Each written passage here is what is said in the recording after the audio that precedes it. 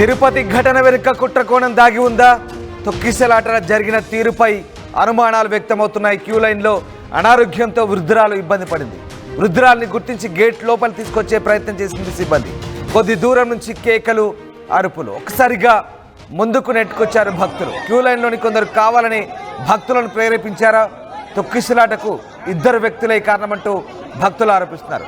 ఆ ఇద్దరు వ్యక్తులు ఎవరనేది పోలీసులు ఆరా తీస్తున్నారు. తిరుపతి చరిత్రలో ఎప్పుడూ జరగని విధంగా ఇంతటి విషాదం చోటు చేసుకోవడంతో ఒక్కసారిగా ఈ ఘటనకు సంబంధించి అనుమానాలు వ్యక్తమవుతున్నాయి. తొక్కిసలాట ఘటనకు ముందు దృశ్యాలవి మీరు స్క్రీన్పై చూస్తున్నారు.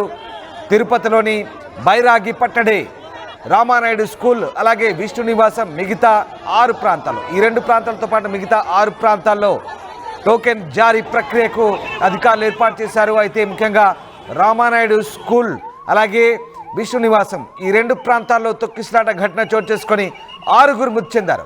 6గురు భక్తులు మృతి చెందారు, 5గురు మహిళలు.